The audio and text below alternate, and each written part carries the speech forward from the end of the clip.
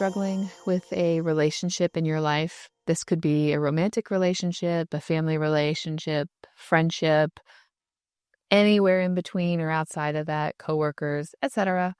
And you're wondering, why is this so hard?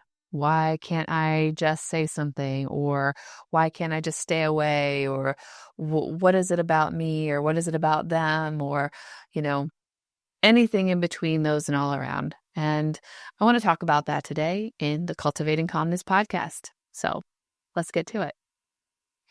Well, I hear this and I've heard this coming up a lot recently, so I thought this would be a good opportunity to talk a little bit about relationships and boundaries. And I know that's, something that everybody, is a hot topic and we talk a lot about, especially in therapy, is boundaries.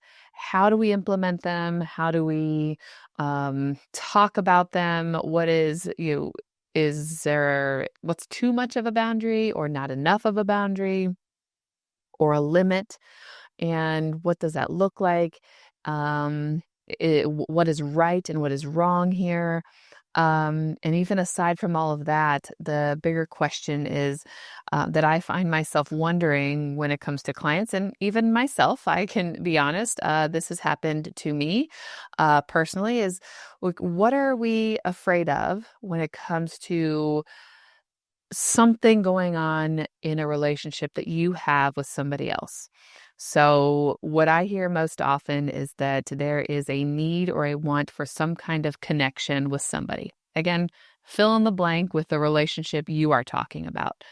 Romantic, parent, child, friend, coworker, you name it. It doesn't matter what the relationship is. It's kind of a universal question. There's the surface level things that may be going on. That's the stuff you see and you feel. So whether it's, I think they're avoiding me, they're not telling me the truth, they're not being honest, or fully honest. They're not sharing things with me that I would like them to share with me. We only ever have surface level conversations. We don't talk about anything deep. Um, they've done something to hurt me, and when I try to bring it up, we just aren't able to talk about it. They won't talk about it, or I won't share what I'm really thinking or feeling. The list goes on and on and on and on. One of the questions then that I have for myself, for other people is, well, what are you afraid is going to happen if you say or do X, Y, Z in question? If I speak up, if I tell the person how I'm really feeling, what am I afraid of them doing or saying to me? Am I afraid of rejection? Afraid of getting hurt? Maybe I'm afraid that what I think will happen actually does happen. And I think that's often the case is many of my clients, when this comes up, the fear is that the relationship that I currently have and I'm trying to hold on to with this person or people will be different or may cease to exist at all if I speak up, if I stand up for myself, if I let them know what's really going on and how I really feel or how they've hurt me, etc. And that is a difficult place to be in any place in life, in any relationship, especially with family. We crave, we need those relationships, with our parents, with our siblings. We want them. And when they're not going the best, we need to set boundaries, those boundaries that I talked about. And knowing how to set them within a limit so that you can continue to maintain some semblance of a connection or relationship with this person is often what's at play. It's if I speak up, they're going to not want to come around anymore, but I want them to come around. I just don't like that they're doing these things and I wish they would stop these things. or, I don't like the way they talk to me and I don't want my kids to see that or think that that's okay. That's not the lessons I'm trying to give my kids. So like, I really don't want that to happen, but I do still want to see them. I do still love them. I do still want to spend time with them, but maybe not on the other person's, timeline or their expectation. I want it more to be, under my expectations and my rules and what I think is okay. And sometimes there's a compromise. And we talk about like what compromises are you able to make while still feeling safe and secure and okay with your decision? And what are those red lines, those hard lines, in the sand that are like, nope, absolutely not. We're not crossing that. I will not tolerate this. And, how do you want to enforce that? And these are the things we try to like work around in therapy or just in life. Again, myself included. I have been, semi recently, had a connection with a very close friend and, things did not turn out well. And it's still a struggle. It's still a struggle to figure out, did I do the right thing? Did I not do the right thing? Did I set the right boundary? Did I not set the right boundary? Um, you know, if I had done things differently, would they be different now? If they had done things differently, would they be different now? If I did decide to try again, would things ever be the same again? Um, these are all questions that I grapple with. These are questions that I have, clients that grapple with these questions, friends that grapple with these questions. And the answer is we just don't know. We don't know what's going to happen in the future. We hope that things are going to turn out okay. We hope that we're going to get the relationship back or have the relationship that we perceive or that we want or we envision in our heads that could be possible. And with any relationship, there's usually a give and take. It's two-sided, not one-sided. And if you find that your relationship is one-sided, there's only so much that you can do to change that, and the rest is up to them. Now, the caveat to that I say is, have you informed the other party of your perspective, how you feel, what's going on? Or are we kind of in this place where we're assuming they know or they should know how I feel based on how I react or maybe some of the things that I've said? And I usually, I hear that. And I am not, I'm not innocent here. I've definitely probably done these things. So again, we're all learning and we're all trying, and relationships are hard. um, but sometimes we assume the other person knows or they should know what's going on, and we don't actually verbalize those things. We don't say it. So they don't actually know. So they're left in the dark and they're trying to interpret your actions and your words, and you haven't actually, said what's on your mind and what's going on. So this is where I encourage people to say something.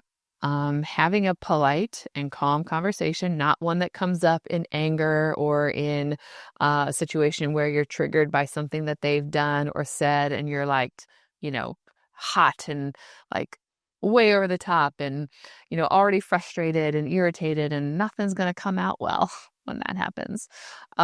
So it's, can I sit down and have a conversation with you about what went wrong, what's going on, how I'm feeling, what I'm thinking, what my assumptions are about your intentions and your attitude and your et cetera, and vice versa. Can I hear their interpretation? Can we have that conversation? Sometimes those conversations are possible, and difficult. They're often avoided because they're uncomfortable, because they're awkward, because there's fear involved in, what if? What if they don't like what I have to say? What if they don't change? What if, we say all these things, we go through all this, they say they're going to change, and then nothing happens? What if I hear from them exactly what I don't want to hear and I suspect they're going to say?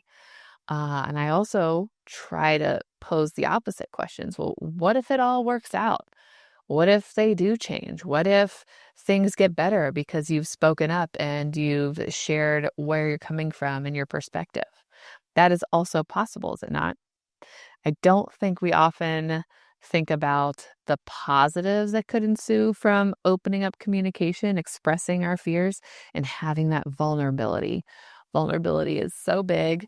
It's not an easy thing to do, no matter who you are. Um, Even the people who preach about vulnerability and do research on it can struggle with vulnerability themselves. And no, I don't think anybody is alone in that. So vulnerability is in and of itself a hard thing to do, but it can be so beneficial.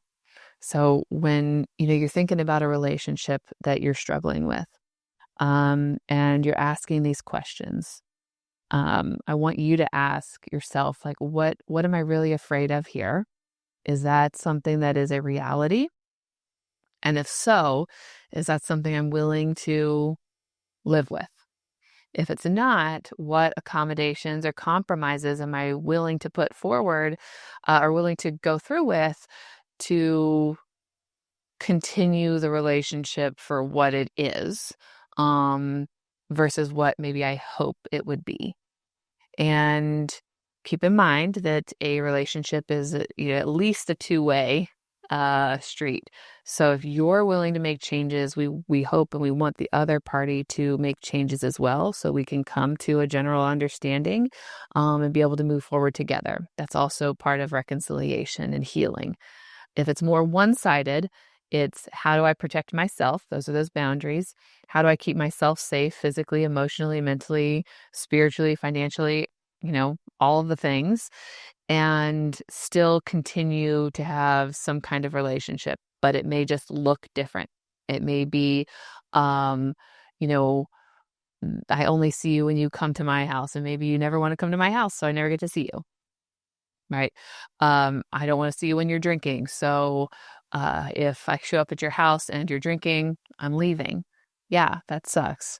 Maybe I drove an hour to get here, and then you do something like that I've requested or asked for you not to do, and I've told you that I won't tolerate it. Well, then I'm going to have to leave. And that may or may not help you out. That may or may not change the relationship. The other party may or may not do something better and want to have you around and decide to stop drinking. They may do that. They may not, in this example. Um, so this was just something that was on my mind because I've seen it.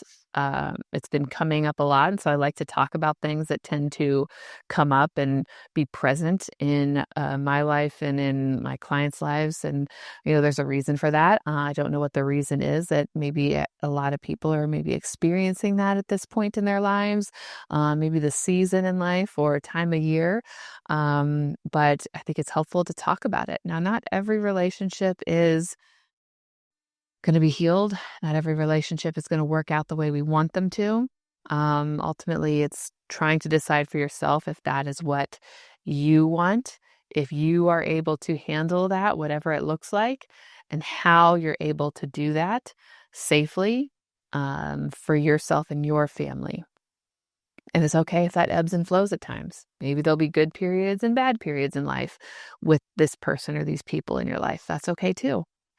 But start by addressing your concerns and acknowledging your role, whatever it is, especially if maybe you haven't acknowledged what is going on to these people yourself, because I find that that's often the case. We just expect people to know, and they don't know.